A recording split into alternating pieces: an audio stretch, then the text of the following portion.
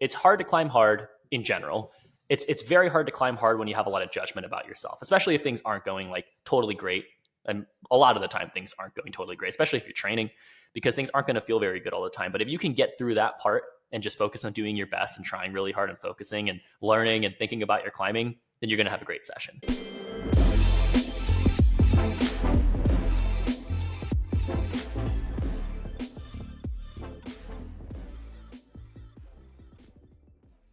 Oh my God, I'm going to Yosemite tomorrow. I'm so excited. Go to Tuolumne first. Okay, I'm going to start right there, having you even say that, because that's literally the first thing on my list. Tim, my dude, how's it going? I was going to say, welcome to the podcast. No, Tim, my dude, how's it going? What are you up to? What's up, Josh? Dude, things are going good.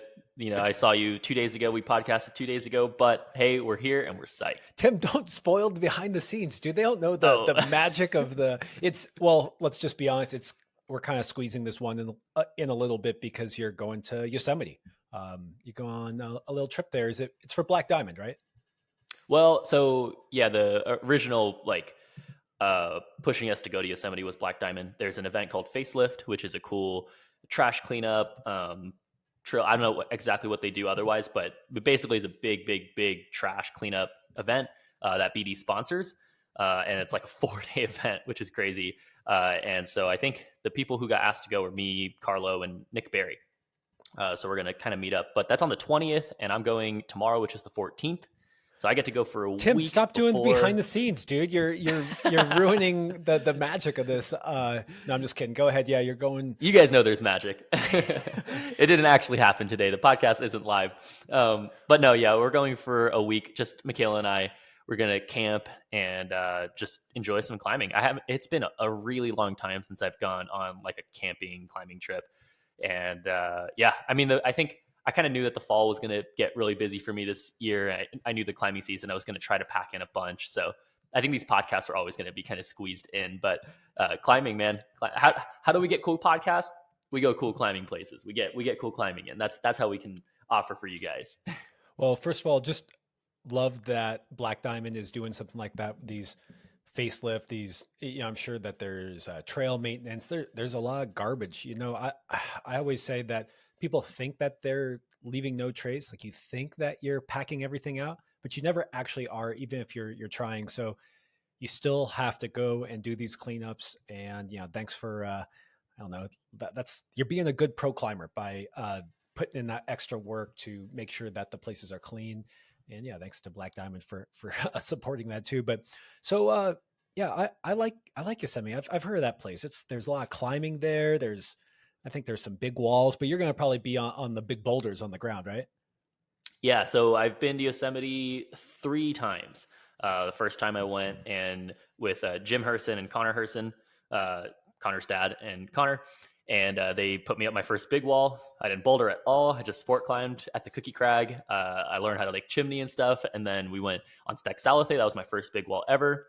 And then the next year, he took me, Ross, and his daughter Kara out, and we all did Half Dome together.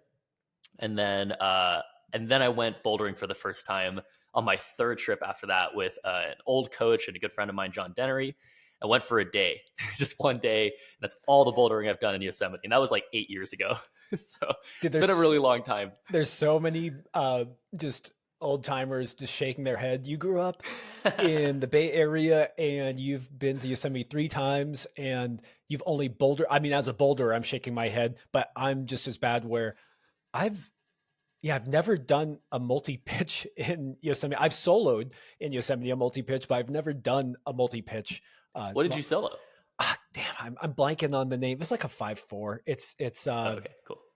I can't even remember. We just did a quick like romp up it and then back down. It was like a joke, but really fun. Nice way to spend the evening. Yeah, I can't believe you haven't been to Yosemite more. And it's somewhat common for even the Bay Area. It's funny because it's not that far, but it's so punishing. It doesn't sound like, I know you, Tim, you haven't avoided Yosemite because it's so difficult, but a lot of people go to Yosemite and get their asses kicked, just absolutely kicked. And then they go to Bishop or Red Rocks and they romp up that same grade with good holds. and it just it can be really humbling. I'm curious to see how you do because you are such a good technician. But uh, yeah, Yosemite, it's tricky. I'm glad you got Carlo to actually Carlo's gonna be brutal, and he's gonna be like, yeah, Tim, this one's classic. It's not bad. Like it's probably like V8. Go for it. It's just yeah. Yeah, I remember the first time we went. Oh, I tried. We pretty much climbed. We warmed up at the Awani area, which was cool. Just a bunch of random boulders, and then we went to Camp Four, and it was a pretty hot day. I think it was like 70 degrees, and I almost flashed Midnight Lightning, but I did it like a couple tries later. I fell like on the mantle, fingertips on the last hold, and then just pitched backwards. And I was like, "Oh Ooh, no!" And I exciting. did the same thing like 3 or 4 times in a row. And then I did it. Joel Rusher actually came, and he was like, "All right, Timmy." Like he watched one fall, like just the fourth fall, and he was like, "All right, dude, I got you." He's like, "When you do the mantle, just don't let go of your right hand, like the hand that reaches up. Basically, this crazy, crazy mantle where your foot's at the same height as your hands, and you kind of dynamically go into the press position, and then your palms pressing, kind of inverted. It's really weird." But if you know Midnight Lightning, you kind of know what the move is. And you do the press, and I was basically just like the position of my body was a little bit too far away. And so, but every time I was reaching my hand up, I had no tension to keep my body in that position. So I would just pitch backwards. And he said, "Don't let go of your hand until your forehead is like basically touching the rock." I was like, okay, okay. I got it instantly too. I knew exactly what he was saying. I knew it was going to work. I pulled on, I did it the next try, and I was like, oh my, dude, it's so much easier that way. And then Damn. I think the rest of the day we did Hold on, like, hold on. Let's just focus on the ultimate test piece ever in bouldering, which is Midnight Lightning. And yeah, big thank you to OG Joe Rusher. Just I don't know, love that guy. Really good behind the scenes guy in California of lots of FAs and lots of good spotting too. That's whenever I think of Joel, I think of oh yeah, him snagging me out of the air and making me not break my ankles. Uh, yeah, Midnight Lightning and that mantle is so good and so unique and so tricky and so different from the climbing that's right before it. I think that's what's so cool about Midnight Lightning is you have this a little techie vert section at the bottom, and then you have to do this aggressive. I throw or my feet come off. I know some people do it without their feet coming off to the lightning bolt hold, uh, and that's just like that's a very modern burly dead point, and then you kind of match that, get your feet over, then you get this really good undercling that is part of that lip mantle thing. You get a really good foothold too, but then you have to mantle with your hand on basically a sloper. I mean, that's not it's like a flat kind of slopey thing, and you have to fully commit, and that's so good that yeah, Joel came in and just gave you a little dose of old man wisdom, and that it just worked like a charm for you. yeah, it was awesome. Dude, Midnight is such a cool climb. You really think that something like that can be overhyped. You really think that it's like, oh, it can't be that good, you know? And you start climbing it. You're right. It starts off with that kind of greasy vertical style, and then it goes to that one. I really thought that move would be, both not that hard and maybe harder, and just like, not, and I've stuck it. And I was like, wow, what a perfect move. Like I remember sticking it and Such a good literally move. being like, what a perfect move. And then how you have to mash that hold is so cool. And then you go out to the horn. It's like it is actually very perfect boulder. It's so Well, cool, it and it's tests. tall, which is sick. Yeah, that dude falling on that mantle is no joke. I know a lot of. I personally know three people who have broken their ankle falling off of that mantle, Whoa. um, and I don't think that they're the only ones. It is cool. God, you have that good picture of people throwing to that lightning bolt. Actually, I think I did Midnight Lightning with Carlo. I had to wait a long time to do that climb because usually stick that lightning bolt with like a three finger drag, but I hurt my was it my ring finger on Heart of Darkness, which you should go and do. And so I couldn't do that move. And I actually ended up doing it by sticking it with two fingers. So I jumped to that lightning bolt with two fingers, and Whoa. then I'm very proud to say, Tim, I actually flashed that mantle, and so I've only done it once. Yeah, Ooh. That's awesome. probably That's from all so cool. the teaching of Joel over the years. Thank you, Joel. Yes. Okay. Nice. So Ode to Midnight Lightning is over. What Oh was yeah. next on your 1 day trip to Yosemite back in the day? Man, I think we climbed actually probably for maybe 6 or 7 hours after that. We climbed a super full day, and we did the whole kind of that area. I mean, I tried Dominator for a little bit, just pulled on and tried the moves, and I was like, that's a future project for sure. And we tried Cocaine Corner for a while, and it was very hot. It was in the sun, and it took me maybe an hour to send it, I think, which was hilarious. Cocaine Corner is a V4 arete, climb with it was pretty greasy. I remember it being, we tried blue suede shoes for a while. I told you before that I didn't do it. And How then embarrassing. that's, oh my I dude, can't wait to see you get back on that. Yeah. it actually was super embarrassing for us. Like me and Ross both couldn't really do it. And then our buddy Jake went up and did it like pretty easily. Like we What all just shoes had were you completely wearing though? different shoes. Oh, okay. I Yeah. think I had Futuras actually. Or no, maybe I had Tanaya Tarifas. I either had Tanaya Tarifas or Futuras, either a super soft shoe or a super stiff shoe. But either way, I remember it feeling like actually impossible. I remember Ross had different shoes, and then Jake had different shoes, and then Jake just like kind of walked up it. We're like, what? Like, oh, must be shoes. Shoes are so important, whatever. And it's like, of course they are, but They really are though, then dude. I watched yeah, I think I've told the story on the pod, but it's worth repeating. I really want to name the names, but I was there with two extremely strong climbers who were living in Yosemite for a season, and I mean extremely strong, like V14 strong, and especially I don't know 10 years ago, like quite respectable climbers. And I watched a guy just not be able to do it, try go through his whole quiver of shoes, the stiff shoes, the mocks, the everything, and throw a fucking fit. And it was just hilarious to see a V4 climber or V14 climber not do a V5. And that's it's Yosemite, dude. hilarious. That's fucking Yosemite, and I love it. Yeah, Yeah. I think after that we went to go try. We hiked around for a while. We were just looking at random boulders, and then we got stuck on trying the force for a really long time. And I think Ross and I fell on the top of the forest for probably like 2 hours straight. We tried Thriller for a bit, just pulled on random stuff there, and man, we could not do the forest. The forest is a V9 like crimp. It seems like a crimp test piece of that area too. Man, those crimps are very very small. I remember them being probably the smallest crimps I tried to grab on a boulder. And I couldn't do it, and so I'm excited to go and just feel how it feels now. Probably still going to feel It's still horrible, but fucked. That fucking side pull on the force is effed. I can't believe you're pitching off the top of that. And by the way, for everyone listening who maybe doesn't know that boulder, but it's pretty freaking iconic. There's Thriller, which is starts in the same place and is kind of goes out right, which is a really famous V10, and then the force goes left as a really famous V9. And it used to, I don't know, there's some more history there of the farce being V11 and breaking. But the other thing that's kind of new school that's cool is, did you know that there is probably, I'm going to say like V16, at least V15 project that goes into the force? oh I yeah, think, I think wait, didn't we Carlo was talk talking about, about that. yeah. Yeah, I'm curious if this year it will go down because last year that was quite a winter, and I know it's still a highly sought after line because it is the obvious sit start that is going to be adding amazing hard climbing into one of the most iconic lines on the tallest, proudest boulder in Yosemite. When that goes down, it's just nice seeing V15 or whatever get established in a beautiful way. I'm not saying anything yeah. negative about low ball. Hard climbing is hard climbing. That's always impressive, but I love seeing hard new lines on just obvious ones. It's just like this is sitting here. Someone's going to pluck this gem, and yeah, maybe it'll be Carlo next week. I don't know. Maybe. Good luck. Good luck to both of you. Yeah. Yeah, thanks. Yeah, I think this trip I'm gonna spend a lot of time trying to just get some volume and trying a bunch of the classics, trying to tick off as many climbs as I can.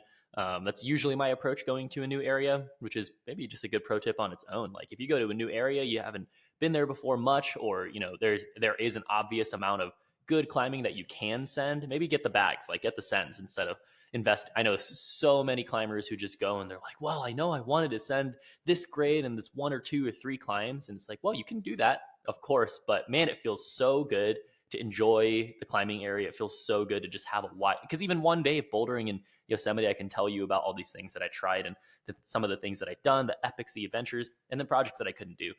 Like Dominator, I mean, I spent a fair amount of time just studying the holds. I had sent V12 at that time, I think, or a couple of them, and Dominator felt pretty much impossible at that time. So if it was hot, it probably was yeah, yeah. impossible. That's definitely another. That's a test piece of a bygone area or era that was incredible when Moffat did it. The story behind that in his book. I'm blanking on his book, but it's worth a read. Yeah, I think you've said that pro tip before, where go and climb all the classics because it just gets you adjusted to that style. Like what makes Yosemite Yosemite? Uh, it's not Waco, it's Yosemite, and so taking your time to climb blue suede shoes, midnight lightning, the King. Well, the King's actually kind of atypical Yosemite. I for anyone out there who's in the Bay Area and goes there, I always recommend a climb called Shiver Me Timbers. It's you're gonna love it. It's a tall like V6 or something. Tim, just there's just these like Yosemite is for tall, scary, cryptic blocks with holds that never quite face the right way, feet that are a little bit too small, and just always a bit of a gripping experience. There's very few top out jugs that you're always on an adventure up there, and I'm glad to hear you going out there. And I think you're gonna love it, man. I think I wouldn't be surprised if you absolutely fall in love with it. And it's cool that you're going to Tuolumne as well on the way because that's for people who don't know Yosemite.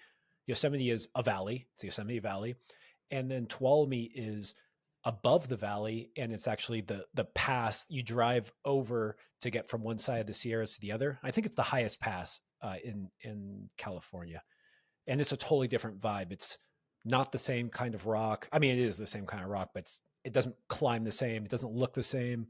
It's very open and there's a lot of meadows. You know, it's so high up. It's really beautiful and scenic where the valley is in a valley. You've got these steep walls. It's a little dark and foreboding. It's got that vibe to it where Tuolumne is that high altitude meadow.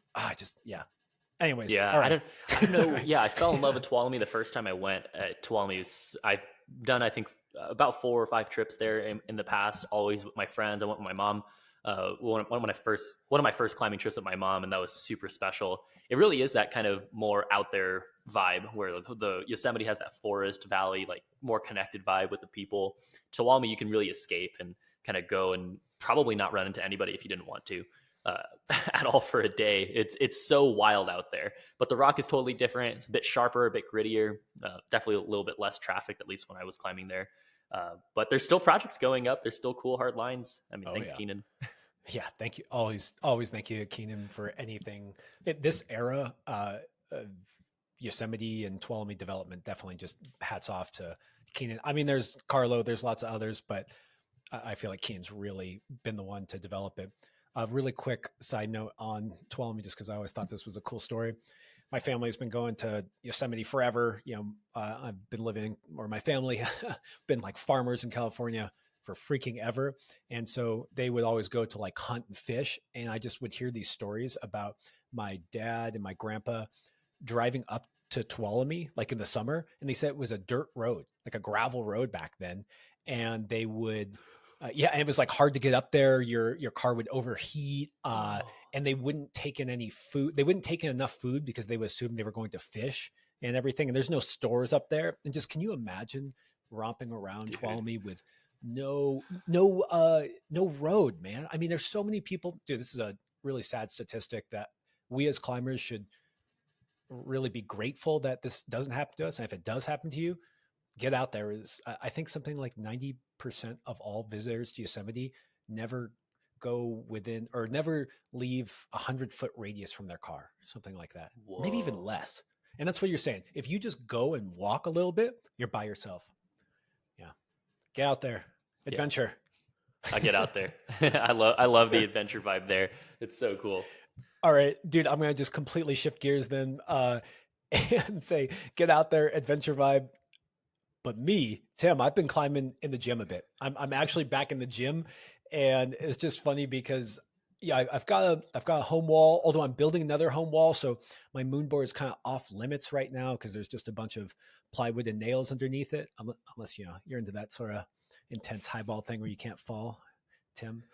Uh, and dude, I just love the gym. I just forgot how much I freaking love the gym. I've been climbing a lot of home walls. We've got a tight knit crew. Everyone's got a home wall. We have that really fun session vibe, but gyms are just amazing. Everyone's just so happy. And I was in there yesterday and there was annoying team kids running under me, and annoying team kids jumping on the wall right when I thought it was my turn. Um, the front desk staff was miserable.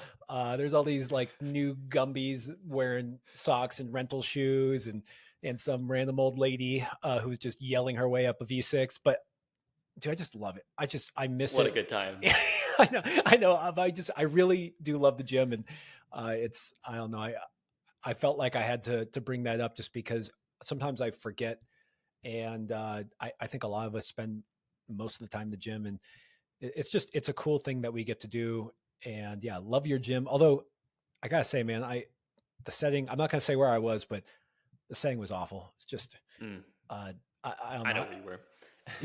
That's not. I don't want to harp on it because we're gonna have some great route setters in, and instead, I'll use it as another opportunity to say thank you to really good route setters, and remind everyone that you can set really fun climbs at low grades, and you can set really high grades that aren't awkward. Like you can set interesting easy climbs. They exist. Go Fontainebleau. That's well, you should go Fontainebleau anyways. And yeah, hard climbs don't have to be awkward. And that's just my little rant there. Dude, so funny too. Like I might have mentioned this a while ago on a podcast before too, but I remember the first time Michaela and I went out because Michaela started climbing right before we started dating, which is about 2 years ago. And so she was brand new when we started dating. And man, it was so cool for me just to be excited with somebody who was genuinely falling in love with climbing at kind of an older age. But, we could just experience a lot of life. She had a great opportunity. I was traveling all the time, going to new gyms, going to new climbing areas, and just take her with me. I remember the first time we went to the Bay Area to home, and she climbed at some of the home gyms there. And I remember during the first session, the very first look she gave me, where she was like, "Oh wow, I'm really lucky that we climbed in Salt Lake City first." I was like, "Yeah, you should really appreciate that." Like it's hard for me because I think I come off as cynical a lot. Like I come off in a shit talk way, or like, "Oh god, dude, like what is going on here? Like what is this stuff?" Right? It's a little bit different than being like, "Oh, whoa, like I really appreciate this good route setting." I really, wow, there's such a difference. And it was refreshing for me. It definitely cleaned up my brain a lot just hearing her talk about this stuff because it was so genuine. It was like, wow, what's so weird about this? I'm like, yeah, that stuff's just weird. Like They don't they even don't have really think vocabulary that for it. They just through. go, "Why is this weird?" Yeah. Yeah, totally. And it's funny on the note that you were making about loving the gym, kind of reminded me why I didn't go to Yosemite so much. And, that just happened to be, I think, but I forgot. I didn't wanted to make a note on that, where growing up, I only gave myself like 2 or 3 weeks max per year to go outside. And I would just spend that time going to Bishop because it was the place that I was falling in love with. And otherwise, I didn't have much time to go out because I was still in high school. So if I had time to go out somewhere, it was either in the summer or I had like a week of break and I would just go to Bishop. And otherwise, I was competing and I was training for comps. But I think the thing that I learned over the years, growing into my later teens or, young adulthood, or even now, I like the gym so much because of how much access you have to hard climbing or just new climbing, just bang, bang, bang, new boulder, new boulder, new boulder, new boulder. Like no matter what, you cannot get bored. And even if you're done with the entire gym, which I am all of the time, I can go on the boards. And the boards always have a new challenge for me. I can always make up new stuff. Like it's really hard to do that. Like when we got bored, for example, at the Forest or Thriller, if we didn't want to crimp anymore, man, we had to kind of go find something else to try in that same grade range. It's kind of difficult. Like you have to know the area, you have to know the climbs or something. You got to know like exactly what trajectory. In the gym, it's so easy. It's just like, oh, I can't do that anymore. Now I'm going to go try that one. I go just walk over there. Like I'll just add an intermediate. I'll add just a foot. Like there's an infinite amount of holds and creativity allowed in the gym. And that's why I love it so much. It's so fun. Yeah, you can get in that volume. I mean, it's easier on your skin. Yeah, I think that's why so many people fall in love with the gym and don't love their experiences when they go to especially something like Yosemite or even the Buttermilks, Mm-hmm. despite how beautiful it is and how you have those moments where yeah, it's just hard to beat some of those moments when you top out something special or you get scared and or you figure out something that seemed impossible. But it's brutal, man. You go. We've talked about like that podcast I did with Jason where he just had captured that savageness of winter and Bishop. It's just you're bleeding, you're cold. It's like this is fun. I like this. Question mark. Yeah, couldn't we just go session all together inside right now? But yeah, I mean that access is wonderful. It just lets us do more of what we love, which is climbing. Although if you're hearing this and you kind of are maybe stuck in the gym and not having the best experiences outdoors, it takes time to warm up to it. And I say this often about sport climbing to my bouldering friends who are just obsessed with bouldering and think sport climbing sucks. And it's because they go and they get pumped and they fall off at the second clip. It's just, imagine if you could find climbing all over again. And every time you switch a discipline, that's kind of what you're doing. It's like, oh wow, this is fun. I love Man, climbing. that's crazy. That's crazy. That's actually how I see the outdoors. I think that's why I like the outdoors so much. It's not climbing movement that I'm in love with outdoors as much because I can see so much of it indoors, but it's actually the fact that you're falling in love with it over and over and over again. It's a totally new outlook on climbing. Even though it's the same type of thing that you're doing, you're in a new environment, you're in a new atmosphere. Yeah, sure, it's cold, sure, it's miserable, sure, it's painful, but like it's new, it's different, and I love climbing. So, dude, that's a cool point. Love it. Well, the last thing I'll say about indoor climbing, because I just thought this was hilarious when we were brainstorming some ideas about what today's topic might be, and my wife said, she said, "My wife says your setting sucks," because she's just started to climb again. She's found a new crew to climb with, and she hadn't really been climbing in 4 or 5 years, maybe maybe 4 years. Whoa. That's what kids will do to you. And my wife was good. I was like you, where she was not a climber when we met, and I kind of folded her into the climber group. And she was probably dedicated to it for a good 5 years. She climbed as hard as V9 in the gym, and maybe 4 or 5 V8s outside, which, I mean, I don't know. That's pretty real. But it's funny because now she's in the gym with like a mom group who are maybe not climber. They're getting in their workout. They're having fun being in there together, which is wonderful. And they're climbing V2 or something, or maybe below, and they're more focused on just having fun and being together. And even though my wife hasn't climbed in a long time, she's better than them, because she has that background. And she said that they can all tell, but she doesn't talk about how she used to climb a lot or anything, and that they ask her for help, and she has no idea what to say. Which she brought up to me because I mean, we do a podcast where we try to articulate what it takes to go from good to great. And I thought it was so interesting that here she has this really, really successful career. I mean, I think by any stretch of the imagination, she was a pretty darn good climber, but she really has no idea how to help these women go from, V1 to V2. I don't know what I'm looking for there, but I just found it really No, it's interesting. interesting to bring that up. That there is, I feel like that is something that we all hit a ceiling at sometime, where you just have this intuition. You're just climbing. You're just learning, and you're just kind of climbing, and you're not always asking that, why did I fall? And I was thinking about this, and because if you can't ask why you fell, then it's hard to tell someone else why they fell. And for a long time, I just kind of climbed, and I had a lot of success, coming out of gymnastics. I don't know, being strong, paying attention. But I remember a fairly distinct time where I kind of had hit a wall or a ceiling, and all of a sudden, I just had to acknowledge that what I was doing wasn't really working anymore. I couldn't just trust my intuition. And it's something that we go into here, and it's questions that we get sometimes around intuition or analysis, and that blend and balancing.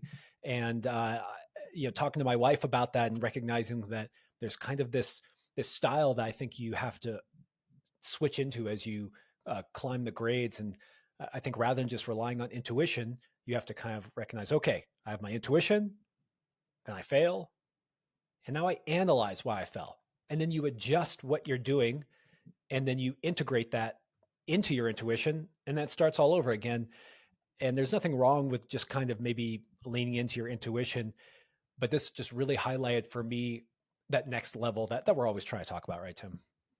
Yeah, this discussion is fascinating to me, and I think a lot of people actually it's a question that we get a lot in slightly different versions, slightly different ways, and different people's experiences. But the question is like, yeah, how do I get better? How do I analyze my climbing better? How do I know better? And yeah, lo and behold, our podcast is titled today, or our discussion for today is listeners Q and A's, which is really interesting that we're going into this. But I do have like one specific thought there that again, this branches very hard off of our episode 62. You're training wrong, but the thing that I'm saying when people are training wrong is that they're actually thinking, maybe not the best for their growth in climbing. Climbing is a really interesting sport. We've said this many, many times. Climbing is a performance based sport. Every day you go into the gym, you're just constantly trying to do your best on X, Y, and Z challenges. And the challenges either are the same, but they change very frequently, right? It's very rare that somebody over the course of a week or a month or a year is ever trying the same thing through that whole year, right? They're always doing new challenges. What that means is you kind of, unless you do it for yourself, unless you define what success is for yourself, your success is dependent on those climbs. That's not necessarily what makes a climber great. It's not necessarily what makes a climber good or shows someone's ability in climbing. It just means that you're succeeding on those climbs. It's crazy too, because I can see a climber climb 100 different challenges, and it means very little to me about them as a climber. It just means that they can do those challenges. There's two different ways that I see climbing growth: is either those quick gains, those quick successes. And I just had a session with a youth client of mine, and I explained to him that I think that, if you see yourself trying to get these quick successes every time, there's an infinite amount of them you can do. And by quick success, I mean it's style of movements, the actual sends of the climbs. If you send Midnight Lightning, great. You can send Midnight Lightning. It doesn't mean you can suddenly send V8. It doesn't mean you can send the other V8 around the corner. It means you have to go and find that. If you always approach climbing this way, if you always approach climbing in this way of getting the next quick success, and you don't even realize that you're doing that, you're not actually learning climbing, are you? You're not actually understanding why you're good or bad at something. And that's why on our Testpiece podcast, we harp so much on this language of like, but why? What could you have done? Like, what should you have done? All these types of questions reframe, and yeah, one of our questions about measuring progress without using grades. So I don't want to go too deep into that necessarily, but it's funny because that kind of sentiment that Jess is having, your wife, is sentiment that I hear very, very often, and people get frustrated with that. It's great that she's not getting frustrated with it necessarily, because she's climbing with a bunch of friends and she can just have fun. And that's maybe a good pro tip for people. Well, if you're getting frustrated about that stuff, dude, just remember to have fun and, pull it back a little bit, and then let's try to meet where your frustrations actually are coming from, and then we can answer those questions. But hey, let's face it, there's two different ways of climbing, and there's two different ways that we have seen success in climbing. The vast majority of people, in my opinion, want success in this quick success way. But I'm just telling you that in my experience, in my opinion, there's an infinite amount of those, and it's a bad trap to get into. If you're going to think that this is how I get better at climbing, I just need to send this challenge and then this challenge and then this challenge, versus actually articulate what better climbing actually is. Yeah, that's interesting. I hear two things from that are very similar, where there is an element of, this is why route citing can be so important, is because even when someone isn't really taking the time to step back and ask why, route citers can really teach a lot without you realizing that you are being taught.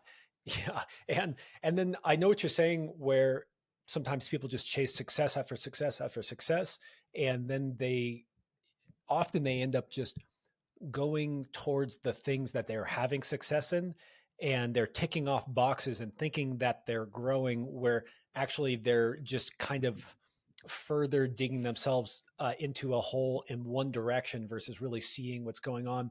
And I think there's a fine line there, Tim, because I don't want people to think that if you go and do Midnight Lightning, you actually probably did learn something, right? I know that's not what you're saying, where it's just like it's meaningless, but it's funny because you said, you okay, does that mean you can do V8 around the corner? And I'll tell you what, in Yosemite, there's these three pretty iconic V8s, and they're very different. There's Midnight Lightning, which we went into in detail. There's King Cobra, which is a really interesting dihedral. And then there's Bruce Lee, which is this slopey arete that's super techy, and they're so different. And I'm embarrassed to admit that I have failed on Bruce Lee, and while doing Midnight Lightning and King Cobra quite easily. And that's something that is really interesting, where, just like you were saying, I did Midnight Lightning. Does that mean I can do V8 in Yosemite? It's like, no, that's not what it means. Not Yeah. exactly. Dude, this concept is where mastery comes in, right? I know. I mean, I've had so many conversations with this word mastery in climbing, and that's what we're all addicted to. Even if you're climbing V4 right now, let's face it, there's an aspect deep down in your core that is addicted to this mastery concept because you're like, whoa, I feel so bad on these V5s, but I know that there's something that I can unlock to get me to just absolutely cruise this thing. And yeah, I find that when I picture a masterful climber, I see somebody who can easily know all, and maybe not necessarily just do, but know how to do, like Joel Rusher coming in and being like, hey, Timmy, forehead, wall. Like he knows exactly why I'm falling, dude. That's masterful Give climbing. that head wall a little kiss there, guy. Just get a little. But somebody who knows how to do that on Midnight Lightning and King Cobra and Bruce Lee. That's what I see as mastery, is knowing the little nuances and stuff. Yeah, I'm just gonna do a little throwback to Carlo's episode too, which this was really interesting to me, where he talked about intention and mastery and wanting to be really good at something, and as a result, when he would do a climb, he would do it again and again and again, looking for all the subtleties, trying to climb it as best as he can. And I don't lean into this enough, but it does bother me enough sometimes to repeat problems where I'll do a V5 and I'll just do it. I'm just, okay, I grab this crimp, I'm just going to force it. And I get off of it. And, maybe I'm like warming up. And I think to myself, wow, that is not how you do that climb. I just did that as a V8. Maybe that's still a warm up for me, but Love that. I just know that I did it wrong. And I'll say that because I'm there climbing with someone, maybe my wife, and he's like, "Oh, that was interesting. I saw you do it like that. Is that good beta?" No, do not do it like that. That was terrible. You are not going to be able to do it like that. That is not the way to do it. And I think it's good to pay attention to that feeling. And when you do something that's quote unquote an easy grade for you, and you just recognize that you, you forced, I call it forcing it, where you forced it, and yeah, you climbed it and you got that tick, but maybe go back and have that little have Carlo and Tim and me on your shoulder saying, hey, could you make that a little smooth, could you do that a little more pretty, try it again. It's funny because you mentioned this intuitive, like, yeah, well, how do you balance thinking about that or not thinking or all that stuff? And you've had stints where, maybe it's super there or super not there. And I cannot relate. Since I was young, I've always, always, always, every session, I try my absolute best to think. I try my absolute best to reflect and assess. And sometimes pride gets in the way. Sometimes pressure gets in the way. Sometimes things get in the way. Like, especially the only times that I've really struggled with it is in competitions, actually, is when I'm like, dude, I really couldn't think about much. I had no idea exactly what was going on. And of course, because there's pressure, I want to make it to the next round. I want to prove something to my mom or like to my friends, or I want to get a score. And it's like, yeah, okay, well, none of that has to do with the climbing, right? But when I'm in a gym, my friends, my mom, my coaches, everybody's always told me I climb way better in the gym than I do in the competitions. My friends have always told me that. Why? Because I'm focused on the climbing. And I've learned that too. I've coached so many young climbers, I've coached so many competitive climbers. And the thing that I hear most of the time is just disruption in their focus, right? You just remember that you're climbing, right? Even at competition. And people were like, oh, of course I know I'm climbing. It's like, well, the analysis that you just told me had nothing to do with the climbing. It had to do with your level of focus, the pressure, the excitement, the disappointment, the nerves, all of these things that have nothing to do with the climbing. And none of those things exist in the gym, right? But in the gym, man, if you can unlock that, what you're thinking, at least that thing that Josh says, where just judge yourself on the previous thing, not in a negative way, but just look at it, criticize it. You can be your best critique, you can be your best coach, just watching yourself. And you're like, dude, why was that better? And you have a good base to be able to answer that question, but some people don't. How do you form that base? You do that over and over and over again, right? Josh, you did that way more when you were younger, so you have a good base. So when you unsuccessfully do a V4 or you do a V6 in the suboptimal way, you know how to answer those questions because you've done it before. You've answered those questions over and over and over and over again on hard things, easy things, all the time, right? But if you just do that every climbing session, you're actually getting better every climbing session. I actually don't remember the last climbing session that I've had that I don't feel like I've improved in some way. That's again, another very amorphous thought. Improve. Wow. Like, yeah, I didn't send the harder grade.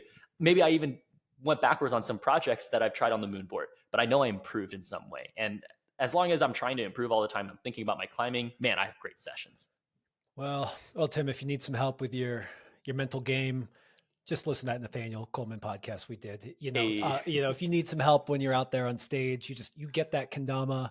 You yeah. I'm sorry. I'm still buzzing from that I sweet love sweet that. podcast we did. And by the way, I think I can announce this. We don't have the date set, but Nathaniel said that he would come to do a classroom with us. And of course, the guy is busy because he's Nathaniel Coleman. But we're going to get him on, if not this month, if not next month, the month after. So keep an ear out for that. We'll share that. And yeah, Tim, I like all that. I'll make my wife listen to that thing you just said, and she just won't pay attention, and she'll just go back to having fun at the gym around the team kids with the new mom group, and that's okay too. But Tim, you and That's me, okay. we're here to go from good to great. So while we're on still that topic of the gym, let's tie that into the reflections on this latest podcast. I did it solo with Mike Heinstein, and I know that this wasn't our typical episode. Let's face it.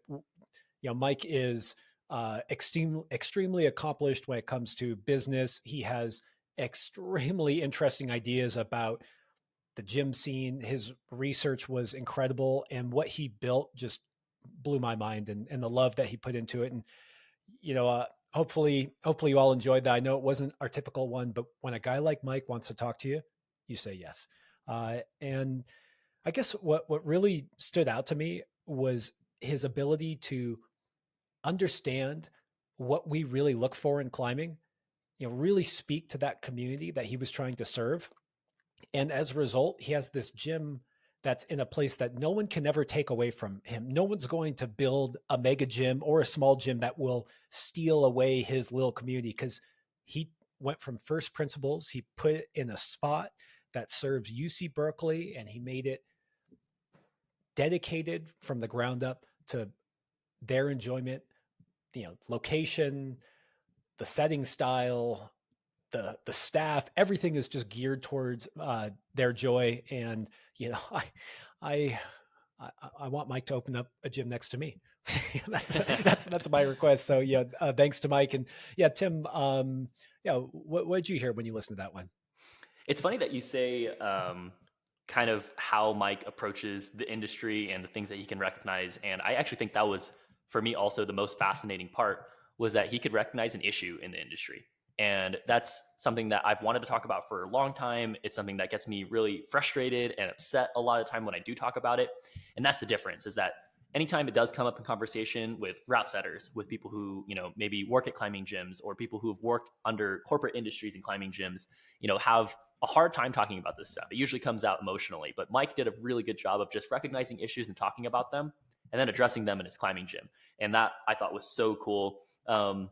Two big things that I heard from how he runs Mosaic specifically, which is that gym in Berkeley that you're talking about.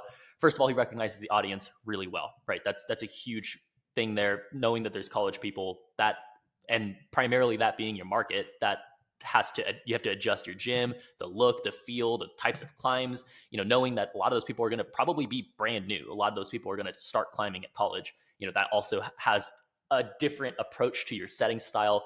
You just need to recognize these things. If you're a route setter, or if you're a gym owner, why don't you just recognize who's going to actually climb in your gym? I'm saying that a little bit louder because of me. I want people to know that I climb at your gym as well. Like Set I for like that, dude. me, set for Yeah, Tim.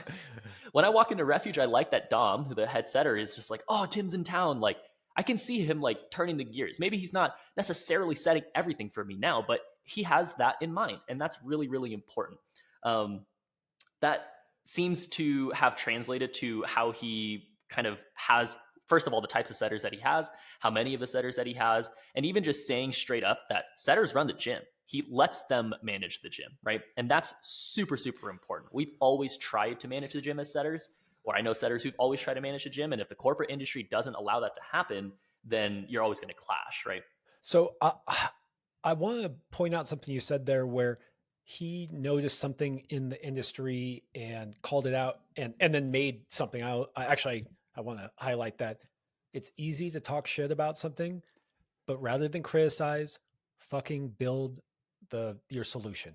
Don't criticize, build it. It's easy to criticize. It's hard to make something better. So, Mike was not on a soapbox complaining, Mike was saying, this I don't really like this stuff. I do really like this stuff. Here's what I made, and this is why. And just to give you some insight, Tim, because you may not realize this, climbing gyms just got put up by random climbers back in the day because there was no climbing gyms, and people like to climb, and these dirtbags thought maybe I could put some plywood up and maybe people might pay me some money. My gym membership at Rocknesium, I think, was $20 a month when I was a kid. Oh. Yeah, yeah. Uh, and so then you had this boom in climbing, and you just had all these people who had gyms and made a bunch of money, and they didn't know what they were doing. And then you also had people come in that saw, oh, wow, there's money being made. Let's just do more of this. And that's kind of where they say route setting doesn't matter. Climbing is growing. Just put another yoga room, put another gym, more, and money was rolling in. And that's not bad. I love seeing climbing grow Mm-hmm. and people find the sport that I love. But I think what I heard there from you that I think it was a good insight is then you have someone like Mike come along who really knows business. I mean, I'm not going to repeat his amazing business accolades, but it's no joke for everyone listening. Those numbers may not mean anything to you because they're so big, they're abstract, but it's no joke what he did. And now you can see this focus where he says, okay, like you guys are making money, uh, but you're you need to trim the fat. You got a bunch of fluff in there. You're not focusing on the customer. Like you're ripe for competition. And so hopefully we're ushering in this new era where, oh wait, route setting does matter. Oh wait, my customers do matter. And there was some middle golden era. I think I really got to experience where there was a growth, but there was still a lot of climbers involved. And then it seemed to just kind of become this mecca, this mega gym phenomenon of 24-hour fitness type of gyms. And hopefully the next evolution of that is gyms that are amazing for climbers. And when I say amazing, I mean, that could still mean amenities and saunas and everything. And yeah, I think it's important that you point that out and kind of how new we are in some ways. Climbing is still a relatively new sport, and there's just good things to come, you guys.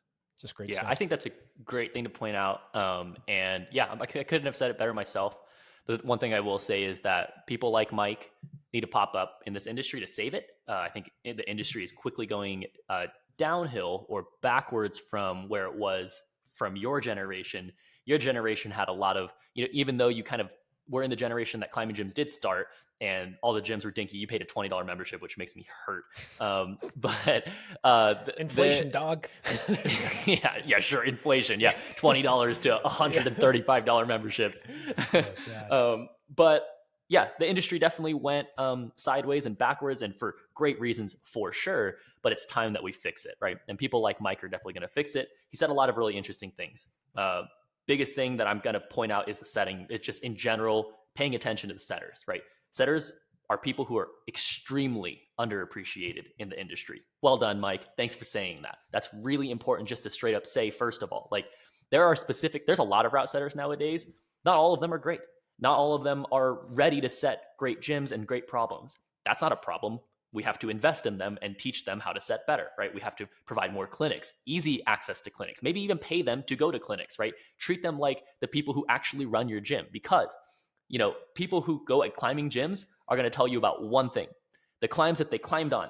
They're not going to tell you how beautiful the facility is. They're not going to tell you how great it smelled. They're not going to tell you about the AC. They're going to tell you about the climbs, right? And who are the people who put up the climbs? The setters, right? And who are the people who pick the holds that you actually go to? Well, in a corporate industry, maybe the corporate people, but the setters should be picking those things because they're going to be the ones setting on them.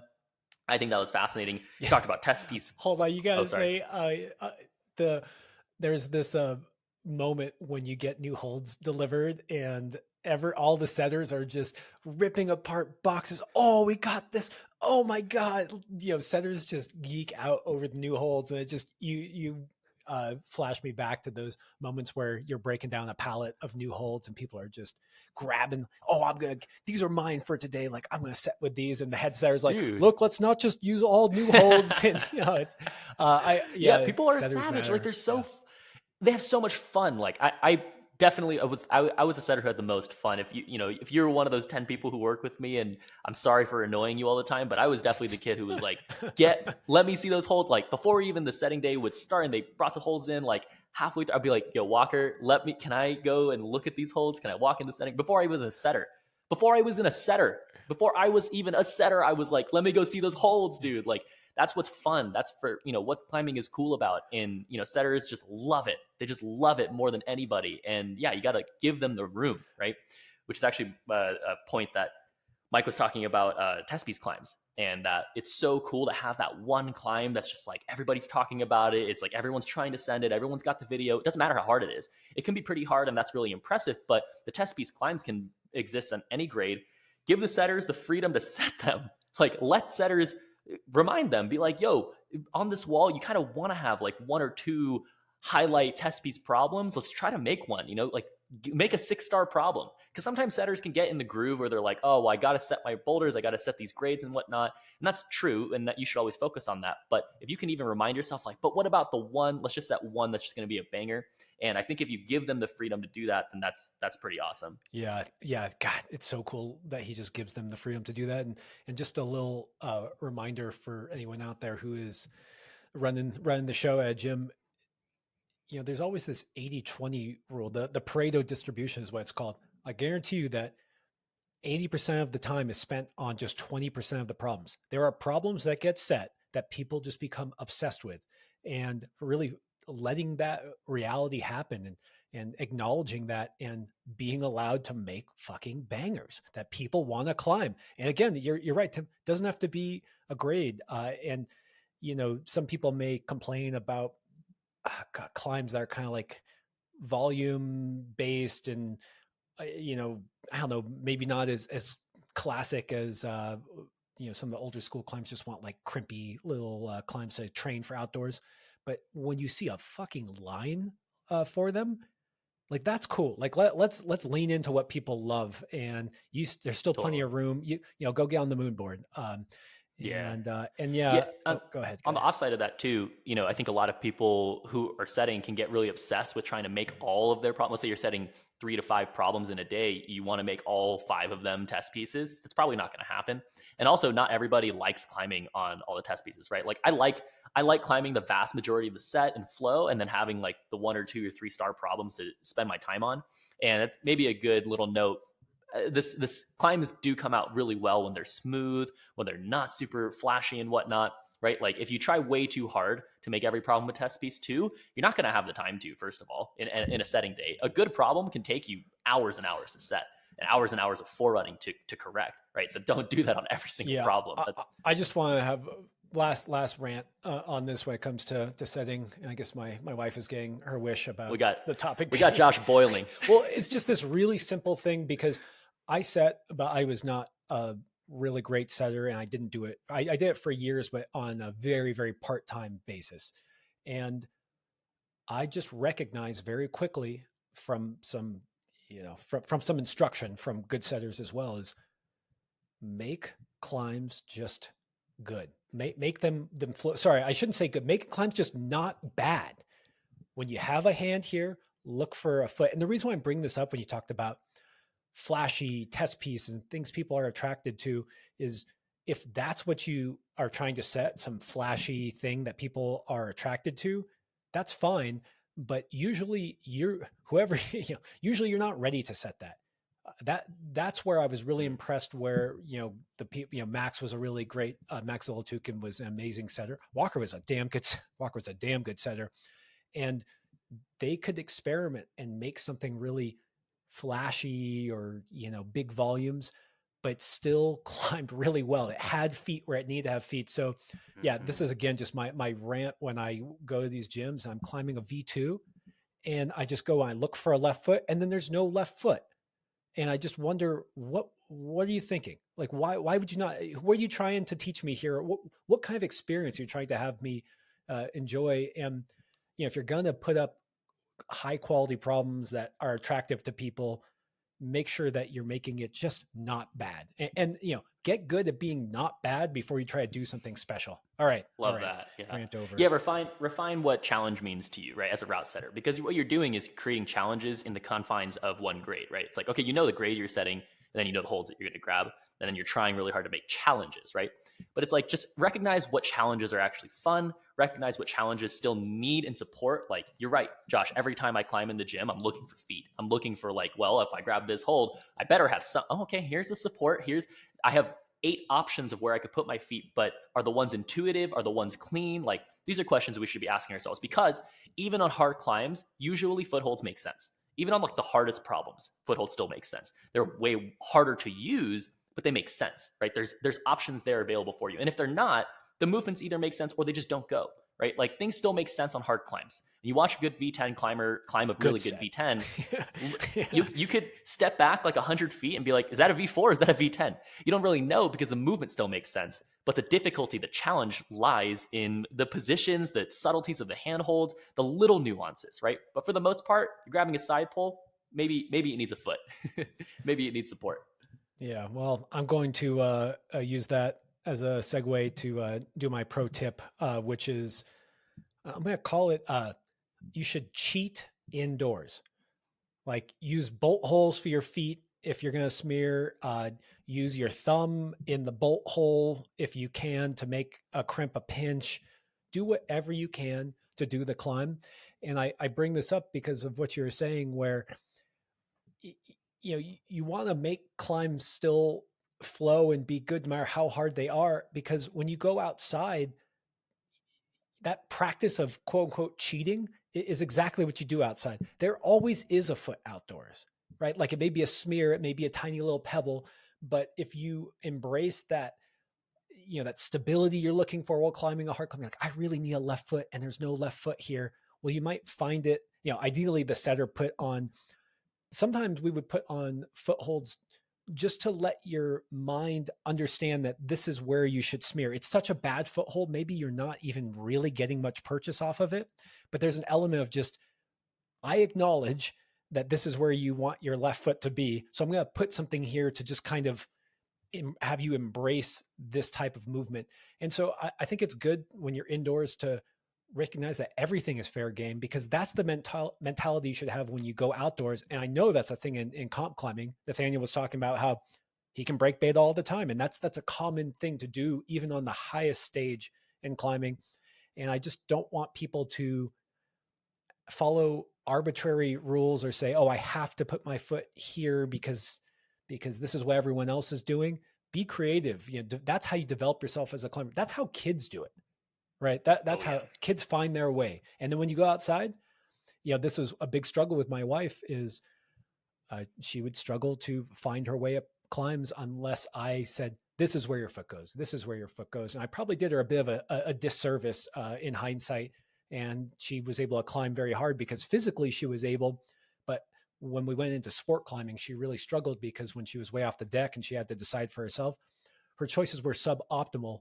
And so just embracing that indoors of figure out the best way and be open-minded, don't let anyone tell you, oh, that smear, you put your toe in the bolt hole, like that's off. It's like, no, dude, like I did the problem and I got every little bit of minutia I could to send. So that's my pro tip. Yeah, man, that pro tip is super underrated. I think that is a huge culture shift in what climbing is looking like now. I think route setters and climbing gyms are doing that part of climbing a disservice, where they are kind of, there's a lot of the mood of climbing is to follow the rules a little bit. In the gyms, like you should follow the colors, you should follow the intended beta and whatnot if you really want to recognize what the issue was. But if, as long as you recognize that that's an aspect of your climbing, but you try your absolute best to get up the climb by any means necessary, find that balance in between. And yeah, definitely people don't lean enough one way. And especially if you have a gym that sets with volumes a lot, if you see a lot of volumes on the wall, use them, use the shit out of them, use intermediates, smear higher. I love too what you're saying, where like good setters will recognize that, instead of just saying, well, you probably should smear here to like do this move better, they just give you a foot that is useless. But like a no shadow, man, we used to use no Love shadows the no so shadows. much. Love no Oh, those shadows. those pancake feet y'all hate.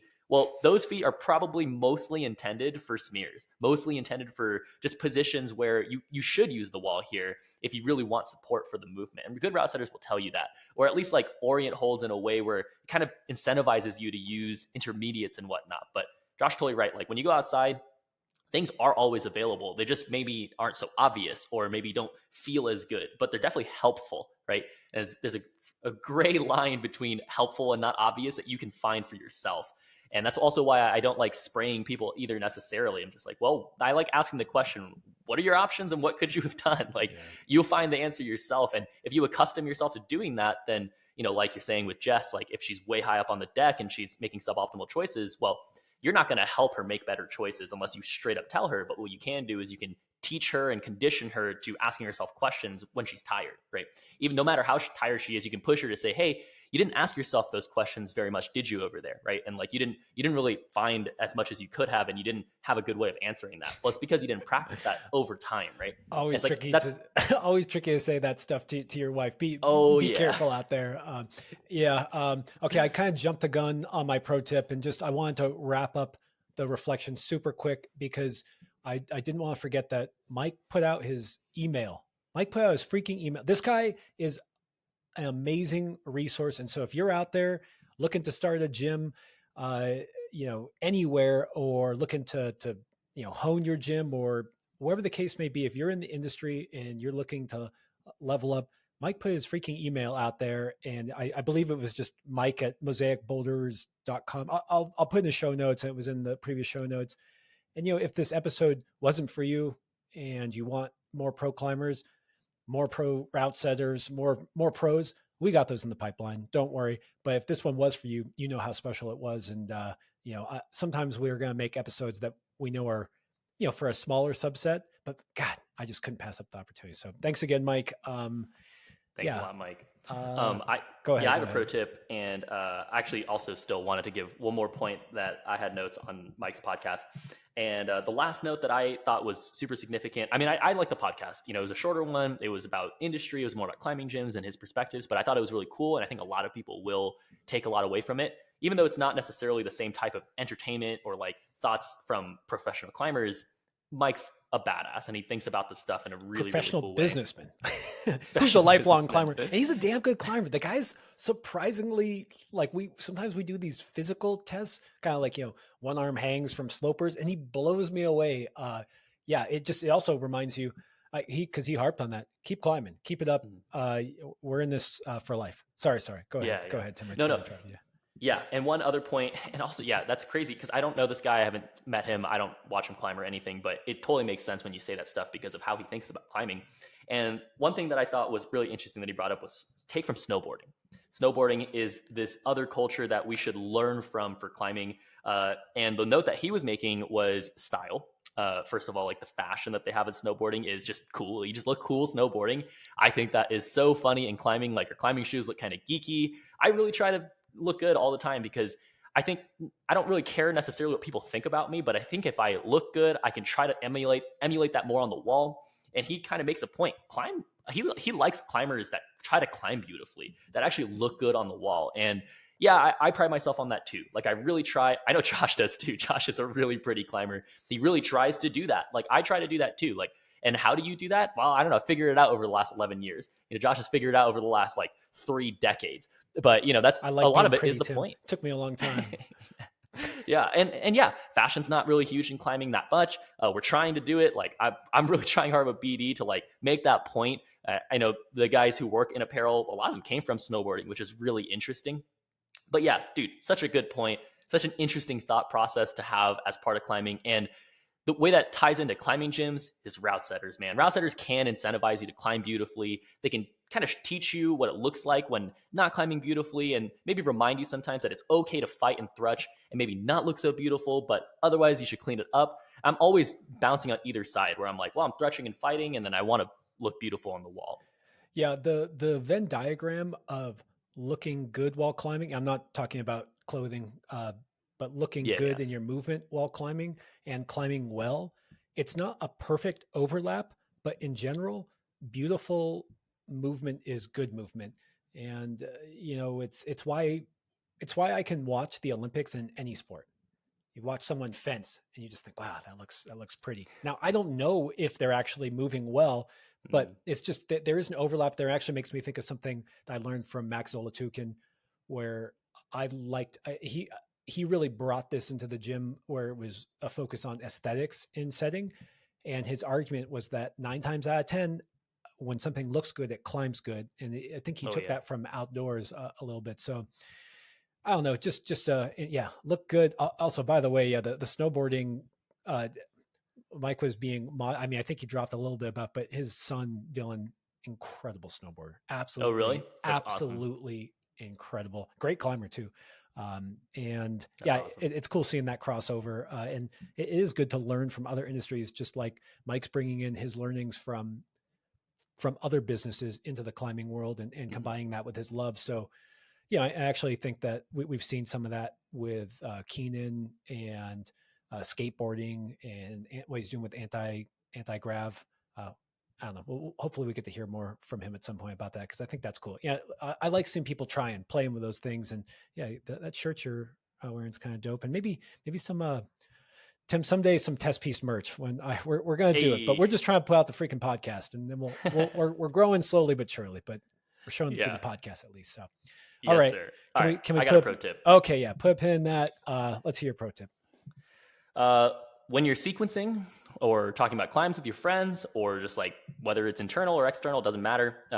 Label holds with an extra name. It helps not it helps to not forget sequences on the wall. It helps for chatting in the with your friends in the future. It just gives you a different layer of looking at the holds. And I see this happen all of the time on the boards. People are like, even though they're lit up, they'll look down and be like, what? What's the foot? And I'm like, dude, you didn't tell yourself it's that side pole like wooden one that's facing that way. See, there's three little opinions about the climb or the hold, or the shitty one, or like the good one, or the greasy one, or all those little names that we use, in high level climbing help us remember those holes. It helps you flow on the wall too. Like, when you actually know what the usage of this hold is, or just have an extra opinion about it, it really, really helps not forget these sequences. Also helps you with your friends. Like when you're talking about the climb, if Josh and I were to go on a spray wall and make up a climb together, it'd be really, we wouldn't have to need it. We didn't need a stick. We don't need a laser pointer. I'm just like, yeah, that one right there, the turn one, that one, yeah, green, whatever. That probably we know the names of the holes, a lot of them, right? This helps a lot. So find extra opinions about the holds, the color, how good or bad it is. Is it dual text? That's like a really quick one, like a really easy one to say. Is it dual text? Like that's a super fast one that you can see, etc. You can get really, really nuanced with this, but man, it helps. Dude, you just had me flash back to some spray wall sessions, and yeah, there's this whole language. Oh, yeah, you grab the button, lock off to that. Oh, how about that like bubble wrap? Yeah, come into the sledge and bump out to that like solar system hole. Oh yeah, yeah, okay, right on that one. No, that one. Yeah, that purple one. Okay, okay. Yeah, It's not that like, one, the yeah, worst yeah, one. but it is really good when you're trying to remember things. I love that as a memory tip, especially for sport climbs. It's something that I talked about this with Ethan on the podcast, I think, where I was really impressed with Ethan's second go ability. And so I would practice remembering sequences. And if you want to remember something, it's nice to equate it with something visceral. Like if, I say bubble wrap, and I bet you most people out there actually know the bubble wrap holds I'm talking Mm-hmm. about.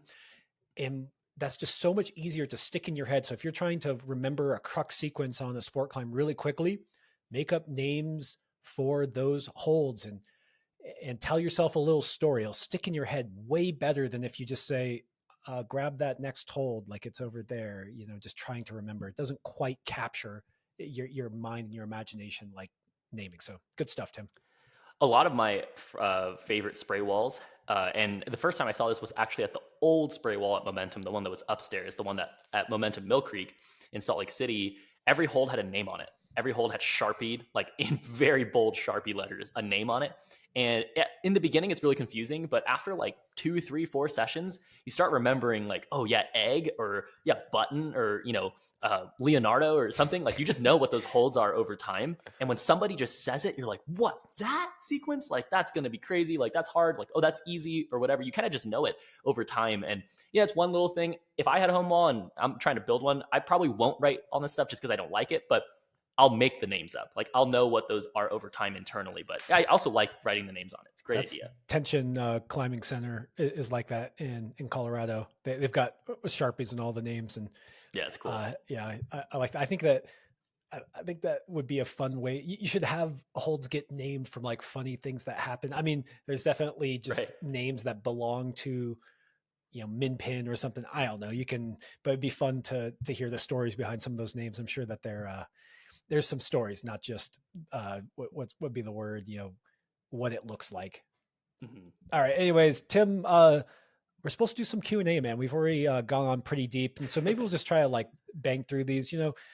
Q&A, they just kind of pile up, and some of them that we get, we feel like we've already answered before. And so, we appreciate all the questions. I put them all in a log. I get them from patrons. Actually, yeah, we didn't do our announcements, but my only big announcement is just thank you again to all the new patrons. Just love you guys. Love the nice messages. Love the questions, and we'll try to tackle some of them here. So we're doing a Q&A podcast, Tim. It's been a minute since we've done one. And some of these we can just kind of bang through. And then there was one that I have a hunch we might go into a little bit deeper. So this one is from Ruben, and it's basically dealing with morpho climbs and what to do when you're really short or tall. And morpho climbs are usually thought of as climbs that are really reachy. Like, so morpho stands for morphology, which is how you're built, right? So Ruben was just kind of wondering about when you should just pass on a morpho climb, right? Like, when do you just say like, this is too reachy for me, or I don't fit in this box? And this also just kind of begged the question, what happens if you're really short or really tall? Like, is there any exercises or things you should do to address your specific size? And then when do you just kind of pass on morpho climbing? I don't know. I'll throw it to you, Tim. Sure. I think the first question is a little bit quicker. I would say, first of all, are you having fun? That actually is very important when coming to morpho climbs, because there's a lot of those in climbing gyms, especially now. Like, just be a little bit forgiving for route setters. They're all trying. They're fun. They're trying to have fun. They're trying to make interesting movements and creative things, but doesn't necessarily mean that they're going to be fun climbs. You don't have to do them. So if you don't have fun, like, there's a lot of climbs that I'll just pass up on them because I'm like, I think I could do it. I maybe far. It doesn't matter to me. It just like doesn't look that fun. So just kind of assess, like, are you going to have fun on it? Even if you explore the next 10 attempts, even if you're going to figure out, even if you can't do the intended beta or you can, are you going to have fun on it? That's a big question to ask. And the second question to ask is, are you doing your best? If you're going to try it and you're going to invest and you're going to try hard on it, are you just finding all the best little choices? And that's kind of where I would end the question for, should I stop trying it or not? But when it comes to dealing with tall or short, that's, I think, far more interesting to me. Um, it becomes more about individualizing your language, right? Individualizing fundamentals for you, right? Because I can teach a lot of fundamentals in climbing, the generals and stuff, but obviously if you're on the more outlying ends of height or size for what your usual gym problems are like, which is also a very overgeneralized statement. But if you find that that is a general concept that you're running into, then you need to redefine what fundamentals are for you. As in, how do I generate for holds usually? How do I get out of positions usually? Do I like heel hooking more often now? Do I find more drop knees and stuff like that?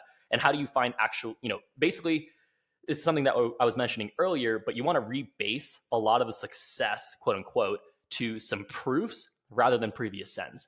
You're going to find that very, very often if you're on the short end of climbers or tall end of climbers, that, again, quote unquote, success may not come directly from just sending those climbs. They may come from proofs. And what do I mean by proofs? Just like actually proving to yourself, well, if I step on this hold this way and I add a lot of momentum into this, this is what works. If I lock off this position, I can only reach this far. If I go a little bit past the lock off, though, with some extra push, I have this much height. Those are more proofs. Those can be found on a lot of different movements, not just succeeding on that one boulder that you did. And again, really try not to reward yourself just from sending a grade. That's really, really important. To reward yourself from sticking or committing to sequences, finding new sequences. Those are really good things to reward yourself, not necessarily just, well, I got to send that one V8. That's not a good place to base it. Yeah, I'd love to. I always like this concept of don't tell yourself, like, prove to yourself. And that's always a thing we harp on with, especially with shorter climbers who think they can't reach something, and then you take video Mhm. and you're not standing up or locking off. And Yeah. one thing that I didn't read off to you in the question, even though Ruben did include this, is when he was talking about Morpho climbs and deciding when to move on, is he also talked about getting injured, or this idea of Mhm. when should I move on because I don't want to get injured. And first of all, I just, you know, if it feels sketchy, it is sketchy. Like if your body is telling you, oh, I can't get into this tiny box, or oh, when I do a full dyno to this 2 finger pocket because I can't keep my feet on because I'm too short, like, and it feels sketchy, like it is sketchy. Be careful. Trying hard does not mean trying so hard you get hurt. We talked about this in the effort podcast. It's about using your brain and putting the tension and the effort into the right parts of the movement so that you can do that move correctly. It's not always just like, oh, I just need to swing out on this 2 finger pocket. I just need to, try harder and harder and harder. And then you pop your FDP when you swung out too far. Cause that was, yeah, you tried really hard, but you were trying the wrong way. Yeah.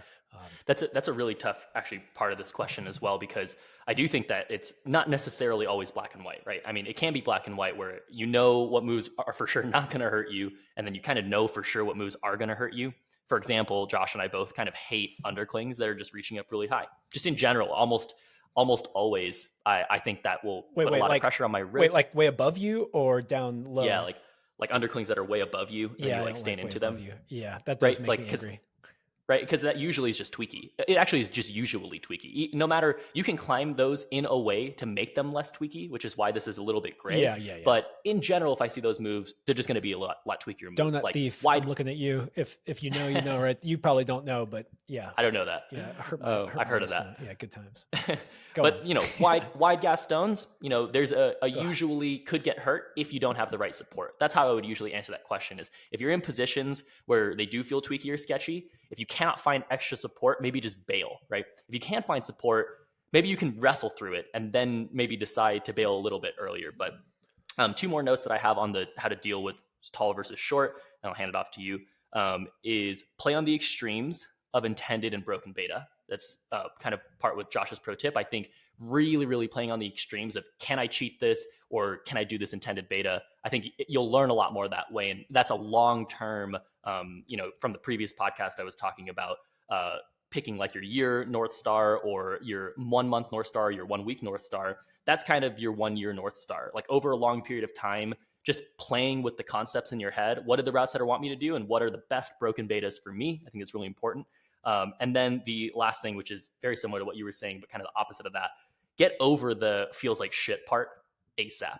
When you constantly tell yourself like, well, that just feels like shit, and then you're kind of, especially when you point to other people and you're like, but that looks so easy for them, it looks so comfortable for them. It's like, yeah, that's just the reality of it sometimes. And get over that part really quickly, as quickly as you can, because then you'll be more objective about your climbing, and then you can do these other steps. Yeah, dude. That that's because what I was gonna say is, as soon as you just labeled that climb Morpho, you kind of just gave yourself an out. You said, I just think about Carlo and doing Spectre and Sky Yeah. and doing it in a different way because it wasn't Morpho, it was just a climb.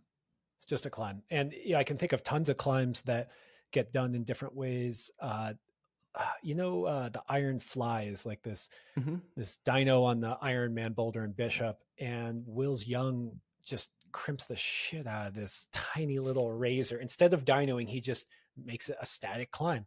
And is it harder? Is it easier? I don't know. Like it's the way Wills did that climb.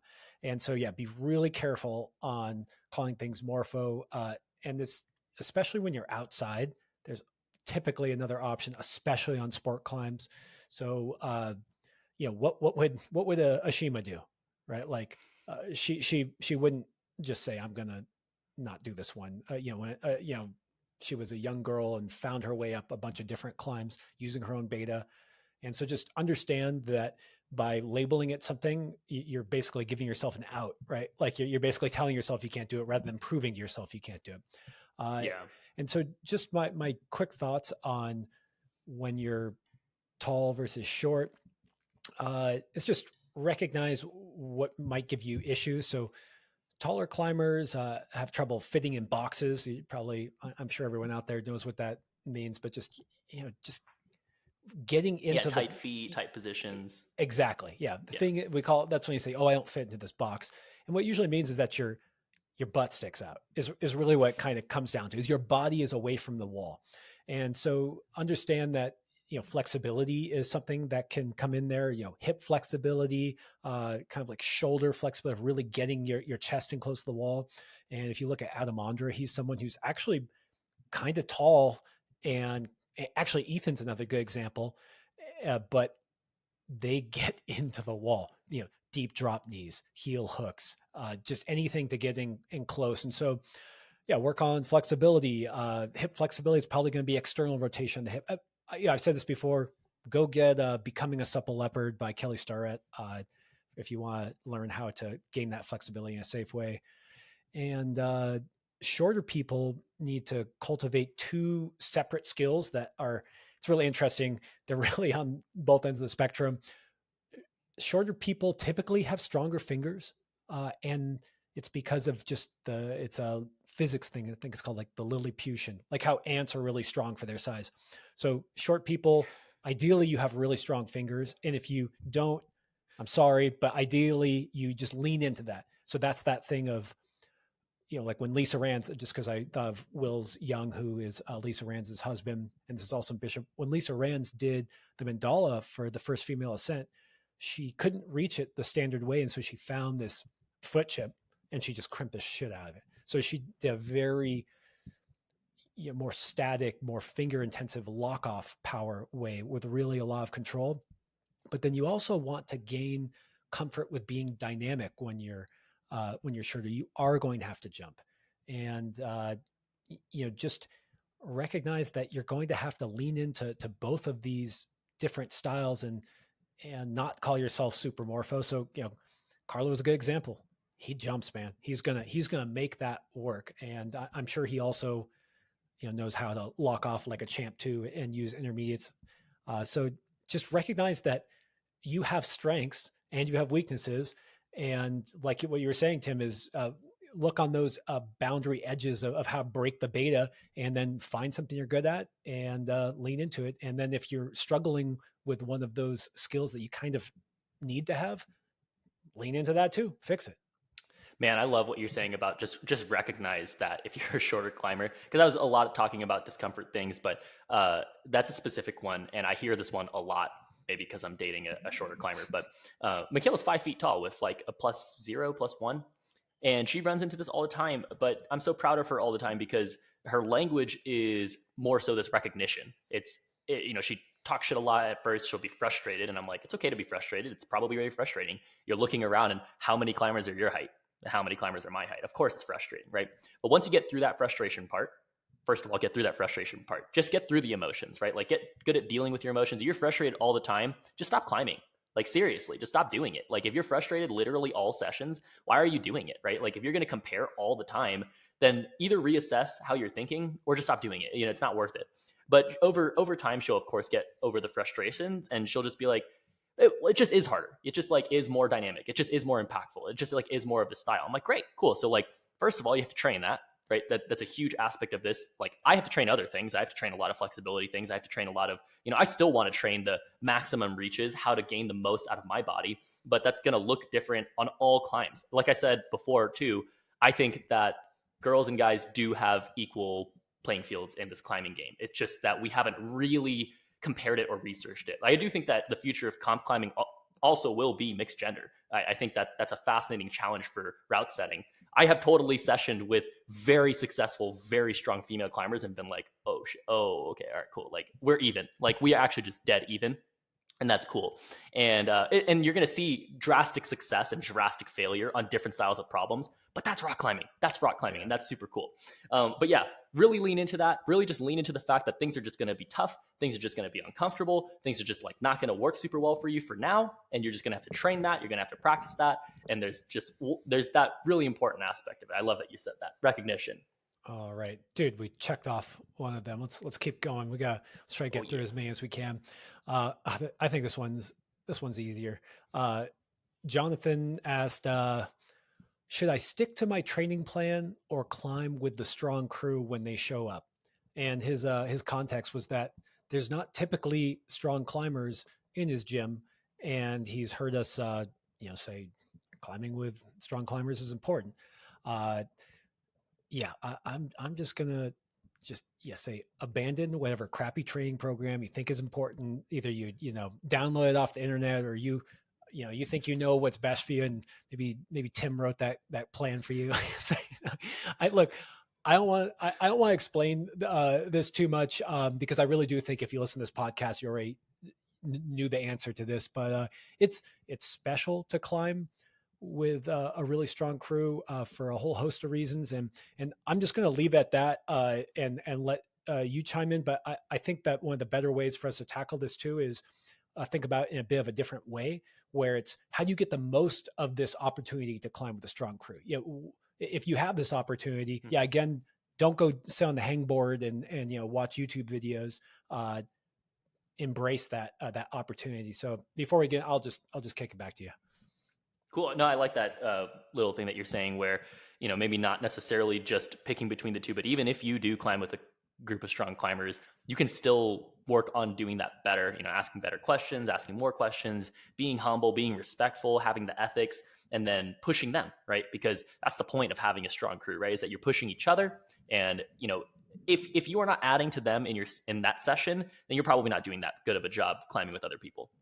To be honest, like if they could have had a great session without you, then maybe that's the thing you should pay attention to, right? Like how could you add to them? How could you add more psych? How could you add more questions? How could you add more perspectives? I agree with you, but I think that I also don't want people to be too intimidated that they can't climb with the strong crew, because I think actually if you are the quote unquote strong crew, there's pay it forward. Go help that psych person who maybe shouldn't necessarily be climbing with you, but they're excited, they want to get better. And people did that for me, people did that for you, Tim. And so even if you don't think you can add something, I know what you're saying there, Tim, and it's about being a good partner, being part of a crew. But I also just want to give people the freedom to, if you see me climbing, come talk to me. Like, I don't know, come climb with me. Like Yeah. I don't care if you don't have a ton to add. Like, I'm still psyched. Yeah. I like sharing. Totally. Well, cool. I think a big note that I have about this question is, it's a great question. Um, do the math. Do the math. Can you figure out if a session's going to be better one way or another, right? Like because it always depends. Uh, yeah, do the math. How good can this session be? Whether it's with your training plan or whether it's with these people. And you can kind of make assumptions in that way. You're never going to know the answer, but still do your part. Do the math a little bit. First of all, if you think that training plans are that rigid, maybe you should revisit how you train. We have a whole podcast on that. If you think that training plans are so rigid to the point where there's so much benefit just to doing the training plan versus, a whole session, a whole rock climbing session, then yeah, maybe we should revisit like the idea of training as a whole. I would say my advice in general, though, is to pretty much always prioritize a good session, even regardless if there's people there or not. If there's a new set and you're excited about it, if there's an old set and you're excited about it, if you're at a climbing crag and you just happen to, it's a rest day. It's a rest day, Josh, but you like happen to show up and you're like stoked, go climb. Like there's not that much rigidity that has to exist in progress, right? You think about the word progress, there's not that much rigidity that has to exist. There's just rigidity that can help with certain things. Certain things benefit from simple consistency, like endurance building, like finger strength, like fixing general habits in your climbing or choices that you make. But those you can still do if you're disciplined. You can still implement like 10, 15, 30 minutes of that in any session, even if you spend the vast majority of the session doing the cool, fun things. It's actually how I climb most of the time. It's probably how Josh climbs most of the time, is 80 to 90% of the session that we're trying to do is just the fun stuff. It's with the friends. It's just the fun climbing, the holds that we like, the movements that we like. And then it's like 10, maybe if it's a good session, 20% of it that we add is the disciplined structure, is the rigidity in the training so that we can maintain consistency. But just remember that training is probably more for consistency and finding things to be consistent in, but progress doesn't have to have rigidity. Yeah. Yeah. Well said, Tim. And I'm just going to add in a little bit, and with this idea about how do you make the most of that session. And one of the things I would really encourage is climb on the same problems as the people doing that session, even if you, let's be honest, even if you're not going to send it, you know, you have no hope. It's 2 grades above you, but that doesn't mean you can't do some of the moves, and that doesn't mean you can't try some of the moves. And just really pay attention to what they're doing, and talk to them. What are they focusing on in this movement? You know, are they focusing on using their thumb on the pinch, or you know, really rocking onto the foot? What's going through their head, and then ask them what you're doing wrong.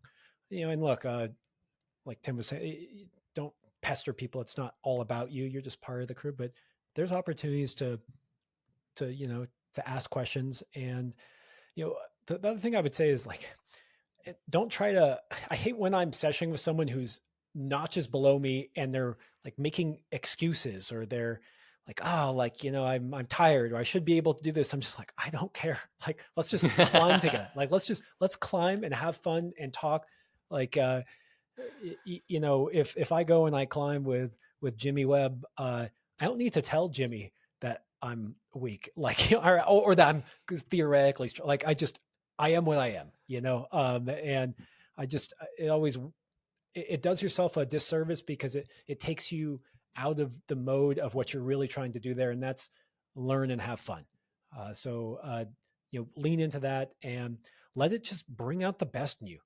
Try extra hard, be extra psyched. Maybe you can do that climb. And that's what's interesting, is sometimes you climb with people who are better than you, and you realize, oh, they're not better than me. Or maybe they are better than you, but you have this glimpse of what it means to climb like they are. And you find that, wow, like, I'm better than I thought I was. No, what they're doing is not magic. And yeah, see if you can keep up. And then remember that feeling. What's it feel like to climb really hard? Because I've said this a few times, where whenever I come back and I've been injured or had kids, which is basically an injury, uh, you you get on something hard again, for whatever grade that is for you, and something always clicks in me where I go, oh yeah, climbing hard is hard. You have to try really hard. And when you go in those sessions with a strong crew and you find that extra 5%, you know, just realize that you have that in you, but that's kind of what it takes. And they're not doing anything magic. They're just getting better at trying even harder. So yeah, go have, yeah, do that. Throw that training plan away that Tim gave you. He doesn't know what he's talking about, and go session with me. I love that. No, it's definitely, there's a lot of merit to that, and that's totally true. I love what you're saying too about kind of the actual inner secrets of sessioning with a stronger crew, or even just going in and trying to do your best. Man, it's hard. It's super hard to climb hard. It's hard to climb hard in general. It's very hard to climb hard when you have a lot of judgment about yourself, especially if things aren't going like totally great. And a lot of the time, things aren't going totally great, especially if you're training, because things aren't going to feel very good all the time. But if you can get through that part and just focus on doing your best and trying really hard and focusing and learning and thinking about your climbing, then you're going to have a great session, right? And man, I can't tell you how many sessions in the last 100 sessions that I've had that I feel horrible. It just doesn't matter, man. It like doesn't matter after a certain point. Like, that is exclusive to your ability to do the best. It just is, right? Yeah, if your ideal perfect best is somewhere, get over it. Just get over it. Like, do your best instead of thinking about what your best should and could be on a perfect day. Today is today. You are where you are today, and just do your best. Period. Just do your best every time, guys. Just do yourself a service. If you hear one thing from this podcast and you didn't get or understand anything that we broke down, if you can hear one thing, just do your best. Period. Just try. Just try every time. You're gonna love it. Yeah, do your best on those bad days. And I like what you said, where sometimes your rest days, yeah, stop being so rigid. Maybe on your rest days, you know, you might have a good day. And I actually remember, it brought to mind when I was in Waco and I was having a rest day, and I grabbed this crimp hold on Free Willy. I don't know if have you been to Oh Waco? yeah, Okay, you know, Free Willy is like this cool dyno awesome V10, V10. and I Yeah. think I had tried it the day before and fell on the dyno, and I just was walking around, grabbed the crux crimp, and I thought, oh, this feels good, and I just pulled on and did the climb on my rest day, you know, and just because it was there and I felt good. So don't be so rigid. Listen to your body. No training plan knows what the day holds. So yeah, okay, that one was was still somewhat long. We tried to go quick, but okay. This question, this one, I like this question. I think this one maybe we'll dive deeper into. If we have time, we'll try to get to another one. But this one's just good. Uh, Ben asked, with all the hype and contradictory around training, like just all on social media, he sees so many different ways to train, and he's just wondering, like, how do you even decide what to do, or like, what should you focus on? And does he actually have to train? Does train actually work better, or to kind of actually even tie into the last points you were making, like, can you just love climbing and learning new movement? And he acknowledged that this, we covered a bit of this in your training all wrong. But I think the thing that stood out to me in this question was just this idea of the contradictory training noise.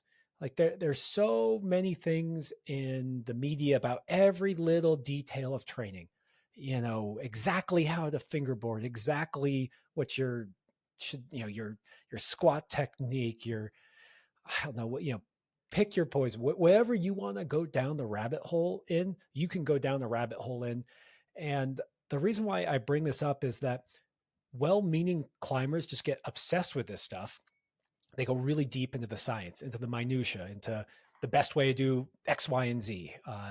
And the first thing I'm going to say is be very careful about what I call majoring in the minors. Do not major in the minors. Do not get Mm. stuck in the minutia. And that's kind of what your training all wrong is about. But I wanted to take this one step further and be really careful about when you become expert in any of this stuff, because it can give you this almost, I'm going to use the word arrogance, where you think you know what to do and you think you know what's right. You think you know what's holding you back. And again, this is that North Star concept, but this is the kind of the subtle negative side behind it, is that it makes you closed minded, and it makes you not open to what actually could be the training that could get you better. And I even see this in people who go too deep into this analysis and logical breakdown of climb. So here me and Tim are talking about leaning into intuition and then analysis. Why did you fall?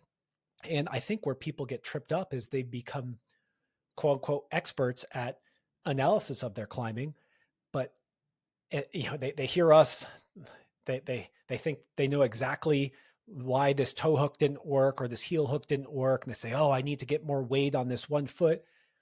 But be careful being too dogmatic even there. Be open-minded.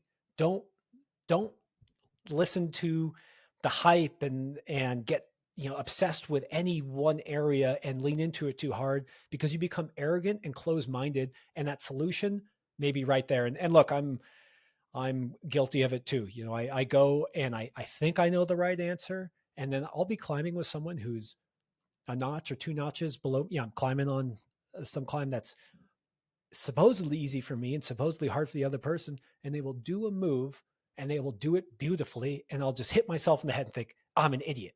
Like, why did I go for that heel hook instead of the high step? And it just goes to show you that, yes, you should have opinions.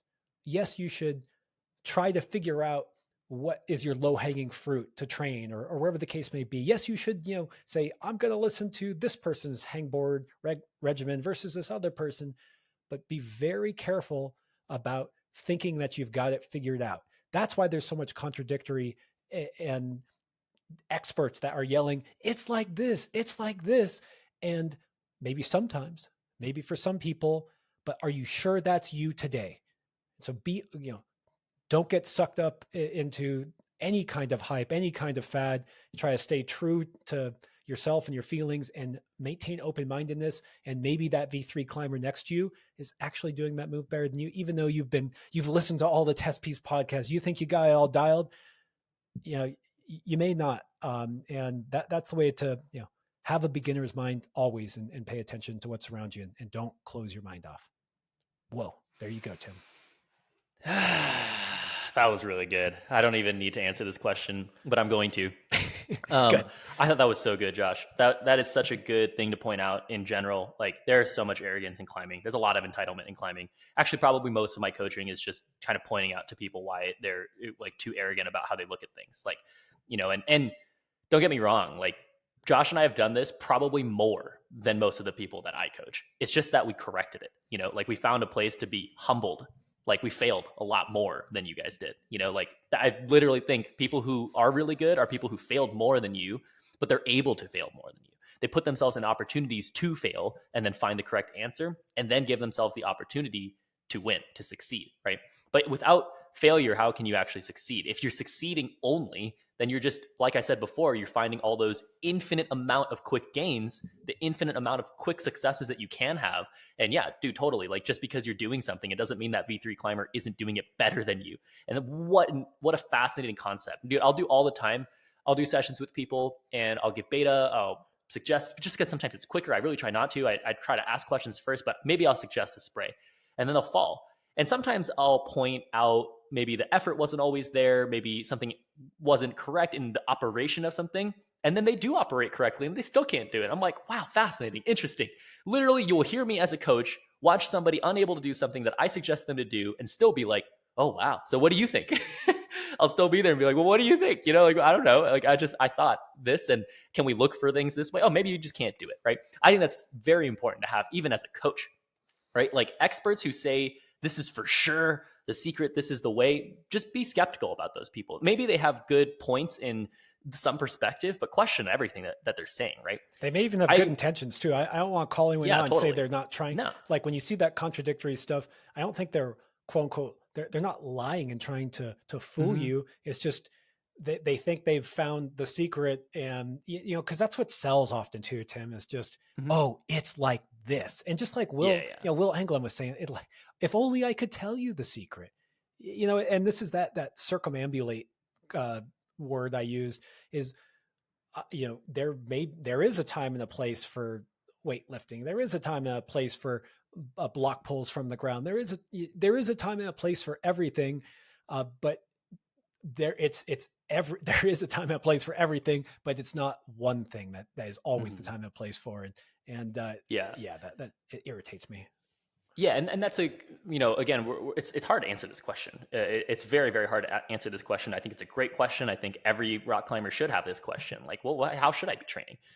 That's the point, though, is that have that question. You should always have that question every day. Josh and I don't know the answers, but we've done a lot of failing. We've done a lot of experimenting. We've done a lot of success too. So we kind of know a little bit of tricks and secrets and some sort of path and pit holes, a lot of pit holes, right? Most of our podcast is the pit holes, not so much proactive things you should be doing, right? And so that's kind of what climbing is that you'll find a lot of pit holes. You'll major in a lot of minors. I've majored in probably every minor that you can have. And I'm not a major in a lot of those anymore because I'm learning, right? I'm still constantly learning. I have 3 big points to kind of go over that I can try to answer this question, even though I'm saying it's really difficult to answer this question. And I've repeated this a couple of these throughout the podcast, but maybe this will stick. Think about your climbing a lot. Like, think about your climbing a lot. I watch a lot of really, really, really good rock climbers, and I have for a really long time. I try to watch as much as I can for as much climbing as possible. I don't think that everyone that I'm watching is absolutely best. Like, I'll still judge, I'll still criticize, and I'll have, sometimes good or bad opinions about what I think is good or bad, right? The point is, though, I'm trying to just think about it. I formed a lot of my opinions on what quote unquote good climbing looks like and what that requires. And I've taught myself how to assess what I am missing, especially based off of those things. The rest of the gaps are just experimenting after that. If I'm just able to see, well, if Chris Sharma is doing this and that looks like good climbing, I should implement this in my climbing. Oh, I can't do it on this climb. What am I missing? Like, I'll literally just sit and think there. I'll go home after a gym session and be like, dude, like, I couldn't do that move though. Like, it felt like this and I couldn't do that. But I've watched these people do similar types of movements and they're able to do this. So is it a training thing? Is it a movement thing? Is it a decision thing? Is it a weakness in my mind thing? Yeah, sure. Maybe it might be all of them, might be a little bit of each, right? And the point isn't to find that answer. The point is to get into the process of looking for that answer. And that's how you're going to teach yourself a lot of the time. Second point here. Yeah. Learn how to learn. A lot of our information about training, me and Josh, about training should help because it's exactly what we've done a lot and we climb pretty well. If you're listening to advice from somebody who doesn't climb that well, you should actually question that, right? Like you should actually look into that and say, Well, again, it probably comes from a good place. There's probably a ton of great opinions and perspectives and advice. I'm not discrediting anybody, but you should question it. Like, at least from us, Josh and I do climb pretty damn well. We're not the best for sure, but we're really into this concept of mastery, Not looking to yet, Tim. balance and I'm still going. yeah, not yet. Just I'm on my way. I'm trying. I'm trying to be a damn good always climber. trying to be the best. I'm always trying to be the It's best. embarrassing because I do say like we're always trying to be the best we can be, but the funny hidden thing is that even now at 37, I still ridiculously am like, oh, but I could seriously be like really, really, really good. I think that you never want to let that go. You always want to try to be the Totally. best you. Sorry, that was kind of a little side note, but I actually love No, yeah. I love that deep optimism in all climbers where it's just like, no, I can do this. I can do Yeah, this. it's not competitive either. It's just like I'm just trying to be the best, you know? And I always wish when I was younger that I had, very, very good rock climbers around me just podcasting, just sharing everything that they knew. Because I wasn't going to take everything that they said to heart, but just the fact that I'm hearing those things and challenging it in my head, I think it's really important to be a critic. I think it's really important to be individual in your way of thinking and challenge everything. I was the kid, if you want to know why things happen for me, I left high school early. I beefed with teachers all of the time. I argue with everybody. Brennan's probably cracking up super hard. He's my best friend who edits these podcasts. I argue with everybody and anybody. And not because I like arguing, just because I question everything. I just don't like where everyone says things from. And I'm the same way, so people are going to beef with me, Well, to me, this gets to the heart of what you're saying, where get your ass kicked, or I guess you didn't say that. This be humble. It's get out there, try things, and be wrong. And I am wrong often. And this is where I do kind of like what you're saying, where when you're taking training advice, it is nice to see what kind of success that person has had, because it's not so much that if you climb hard, you know how to climb hard, but often the way you got to climbing hard was you made a lot of mistakes on the way, Mhm. and I just have been so wrong so many times. And that's why I don't think we come on here and are super dogmatic. It's, this is interesting. This seems to work. Be careful.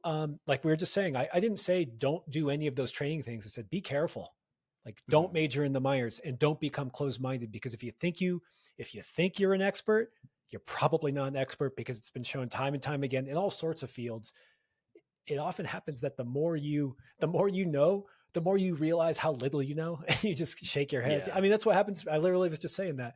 I go climbing and I'm climbing with someone who theoretically I'm better than whatever that means. And I think, wow, just learn something. Just learn Yeah. something. There's also an interesting phenomenon in climbing where there's a lot of experts, actual experts, who can climb really, really hard and don't know what they're doing. They don't even know how they're climbing super hard, right? So sometimes the advice you're going to get from people who are extremely successful, again, question that too. Like, where is it coming from? What do they know? What are they actually talking about? Yes, just they can send hard, but do they actually know why they're sending hard? So Yeah, it's sorry. what's fine. No, the reason why you just gave me a little, I don't know if this is a light bulb, but I think that this may be something that we can help out with, Tim. I think that if you look into any sport, that's often common, where maybe they're just doing the thing and they just get really good at. But one of the things I think we did well, especially with Nathaniel recently, is those thoughts may be going through his, these athletes' heads. They may not go out and put out blog posts that detail exactly what they're doing and why, but I think that's something that we get to do here when we're really, talking to pros and trying to figure out what makes them great, is actually giving them the right space and the right questions to articulate what they are doing, because maybe it is going on in their head and they just have never, had the opportunity or the space to put it out there into the world. And it doesn't always come out perfectly when you ask a V17 climber, hey, I just started climbing, I'm at V3, what should I do?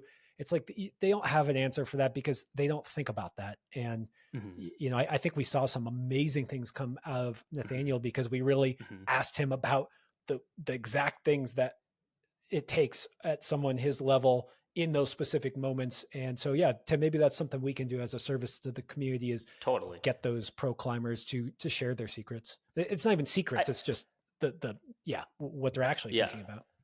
I do feel like a lot of those pro climbers have said things that they probably have never said before on our podcast, because it's a totally different perspective that I think, yeah, I'm trying really hard to flip our heads, just spin how we're looking at climbing. I'm always trying to do that because I'm never really that happy with what I hear. I've worked with a lot of coaches, I've worked with a lot of, athletes, and I'm always like impressed in some way, but then also like not that impressed in some other way where I'm like, dude, what's going on? Like, we're not always optimizing for what the best could be. And again, same on the token on the other side, there are plenty of coaches that I know who cannot climb that hard or just don't climb that hard, but know a lot about failure and know a lot about effort and know a lot about different perspectives. And, that's the point is like, dude, don't look at this V6 guy who climbs no harder than V6, but maybe they can give you tons of great advice, right? And don't look at this V17 climber necessarily and take all their advice and be like, wow, like that must be golden, like you should question everything.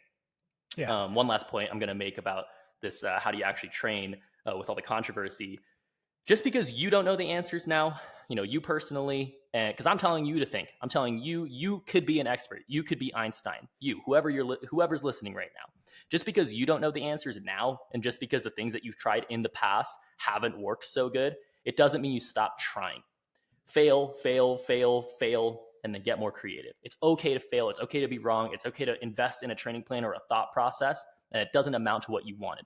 But just if you're humble enough and you're not arrogant and you're open-minded, you could look back at what you just did and just decide to take some objective lessons that you learned from that experience and then take that and form the next ones. I don't think I did anything different than that. I just don't think that since I was 13 years old, I did very much different than that. I just, every year, every couple of months, I was like, well, I just did this, and this is what I am now, and this is probably where it came from, and what should I do in the future? Damn. Right? It's always questions. Tim, I really like that, because what I heard from that is, if you're listening, you must be Einstein. If what I heard is that it's this idea of don't doubt yourself and your ability to find your own way. If you hear contradictory, it's because it is contradictory. It's because you're hearing different things, and don't give up your agency. Agency is this, you controlling your own destiny. So don't find someone, like I love Dave McLeod. Dave McLeod, I think the good content he puts out is very high quality, but does that mean that I follow everything Dave McLeod says to the T? No, it's because I have to find my own path. So don't give up your own path. Try stuff, fail, and but don't freaking major in the minors. Do not get obsessed with all this stuff. And and the last thing I'm going to say is that this idea of being open-minded and being creative, it just made me think again of the last podcast with Nathaniel, where when you guys talked about Serato on slopers, it just, you guys were both flabbergasted about how he moved on them.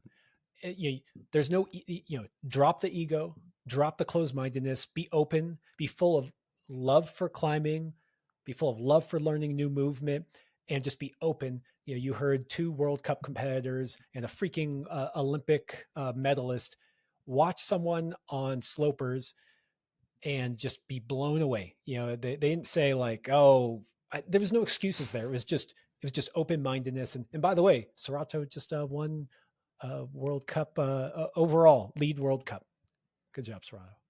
Good job. Awesome. Okay. I think we should. Yeah. I think we should end it there. I think that was a great ending. That was good. Okay, Tim. Well, we only got through 3 Q&As, but people keep sending them. We do answer them often in classrooms, because a lot of the ones we get are from our classroom participants. And so if you have a burning question, then you can always join our classrooms, and we'll answer them there. But good one, Tim. I'm glad we got to squeeze out before your trip to Yosemite, and just have an absolute blast. That's a special place. That crew, that Black Diamond crew you're going with is wonderful, and good times, man. I loved it. Good times. Yeah. All right, man. Talk to you soon. Peace. Peace.